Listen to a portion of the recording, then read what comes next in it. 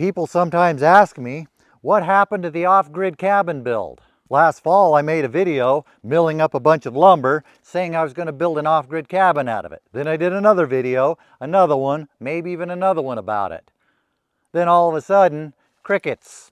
YouTube silence on the subject. The whole subject made like the Titanic and just disappeared. What's up with that? Well, I'll tell you what's up with that. I had intentions of building one last fall and over the winter, but reminds me of the question, what is the biggest nation in the world? Procrastination. I came up with a slew of excuses not to do it. Most of them being just that, excuses covering up the real reason, such as I had more bug-killed trees to salvage than I was expecting, which kept me busy in the fall. We ended up having a wet winter. Actually, it was a somewhat dry winter, but a little bit dry winter seems wet compared to the really dry winters we've had the last few years. I didn't really want to build a cabin out in the rain, and the county planning department and I don't agree on what I want to do with this place.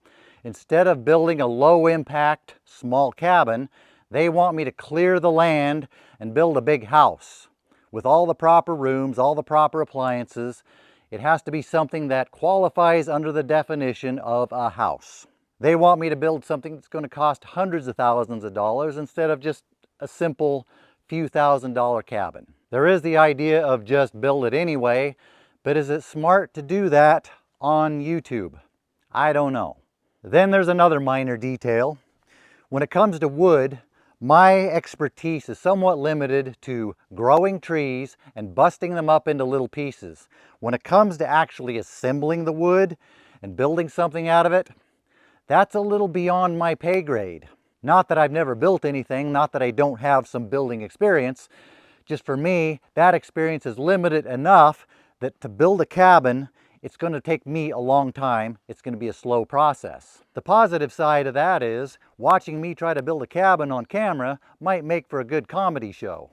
But in reality, I think a lot of these are just excuses. What may be a more legitimate reason for my hesitancy is what we see out here. Although it's not too bad today, here's a shot from yesterday. Wildfire smoke. I am in the middle of wildfire country. Fire is a natural part of this part of the world. Before we started putting fires out 100 years ago, this part of the world would burn every few years. It was natural. It's somewhat clear this morning, so today's a bad example, but by afternoon it's forecast to be blowing in smoke from Northern California. That's become normal here in Southern Oregon. Smoky summers, wildfires. Not the kind of fires we used to have decades ago that would clean up the forest. Since we started putting fires out 100 years ago, we have such a fuel load. We have uncontrollable fires that are quite devastating. I don't know why I keep looking over there for pointing out fire, because I guess because that's where we can see a little bit of smoke. With the extreme heat and smoke that summers are now becoming here, I don't even want to be here in the summer. That's why I leave. I go to the coast for the summer. I leave this property for months at a time. I keep thinking, do I really want to put a lot of time and effort into building a cabin out of essentially big pieces of kindling that will be sitting here all summer while I'm away, when eventually there's going to be a fire that comes through here? It's not a case of if, it's a case of when. Eventually this place is going to burn. I put a lot of effort into making the forest more resilient to fire. In a lot of cases, I would welcome a wildfire here in non-extreme conditions. In a lot of ways, it would be beneficial to the forest. But if I had a cabin sitting here made out of kindling with all my stuff in it, that's a problem. If this was going to be a main residence where I was going to be around to maintain a green yard all year long, that might be different. Don't you agree, Miss Deer? Hopefully you have the sense to run away if there's a fire here. A cabin built out of kindling can't run away when there's a fire. And if I'm at the coast, I can't defend this cabin made out of kindling. Not that I'd even want to be here to defend it if there was a fire. A lot of people have come out to our western forests and they think, oh, it's so beautiful out here, it's peaceful, I want to build my house here. Then they do it. They build a house out of kindling, out in a forest that's going to burn. It's not a matter of if, but it's a matter of when. I can't blame them for that. I want to be out here too. But I question the idea of building a structure out here out of kindling because it's probably going to burn. It's one of the reasons why insurance companies are starting to abandon these areas. They don't want to insure homes that are built out here in fire country. I think a lot of us could come up with all kinds of bad things we could say about insurance companies, but I don't think insurance companies are dummies. There are good reasons why insurance companies are deciding not to insure rural homes in fire country. What do you think? Do you think insurance companies are evil and greedy because they don't want to insure people's homes that are built out in fire country? She's not talking much now, but earlier today she told me, yeah, they are evil and greedy, but they're also smart. She said she wouldn't want to insure someone's home in the middle of fire country either. An RV could be nice to have because if there was a fire, you could hook onto it and haul it away if you have time. But RVs have their problems. And if I'm gone, what? If I'm gone for the summer, I'm not here to pull an RV away. So I keep thinking about this. This is what keeps coming to mind. A shipping container. I like having this shipping container and the other one because it's a somewhat fire-resistant place to put my stuff. When I leave here, I can close the doors as long as I keep all the vegetation away from it so it doesn't make it too hot and catch things inside on fire. I think it's a pretty fire-resistant structure, so long as I keep flammable material away from it. My intentions were not to build my dream house, my dream cabin out here, just a comfortable place to stay in when I'm here. I'm starting to think, what if I build something out of one of these? I keep going back to these. This one has doors on both ends.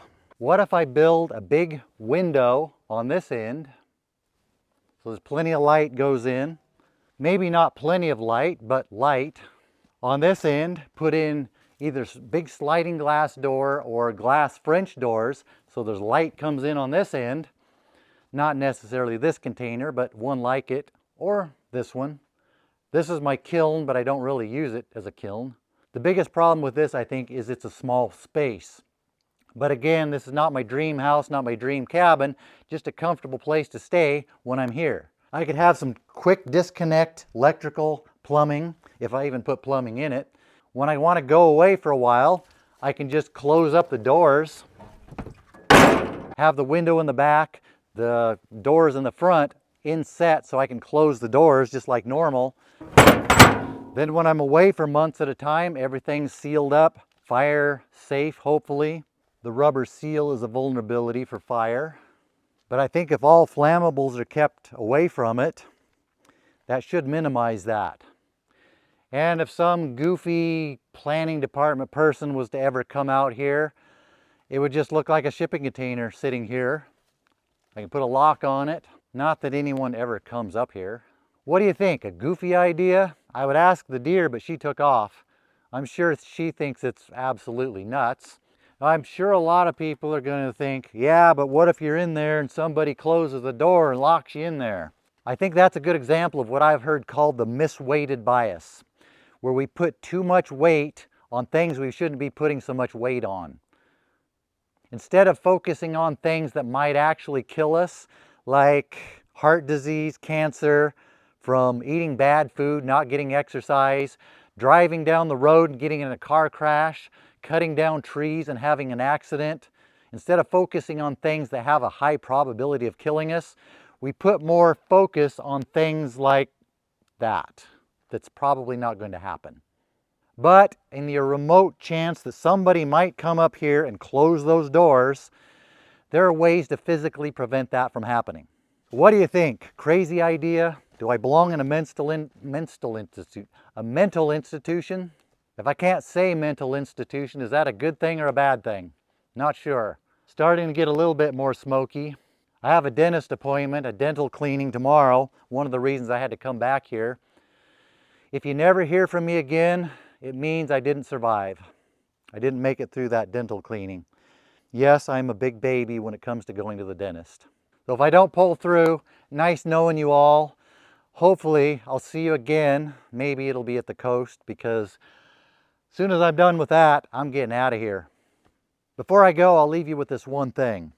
The situation we've gotten ourselves into in the parts of the West that are fire country reminds me of a Mark Twain quote. He said, "A man who carries a cat by the tail will learn something that can only be learned in one way." As we've built our homes, our towns in the middle of fire country, then tried to suppress those fires for the past 100 years, we are just now starting to learn we got a hold of a mean one.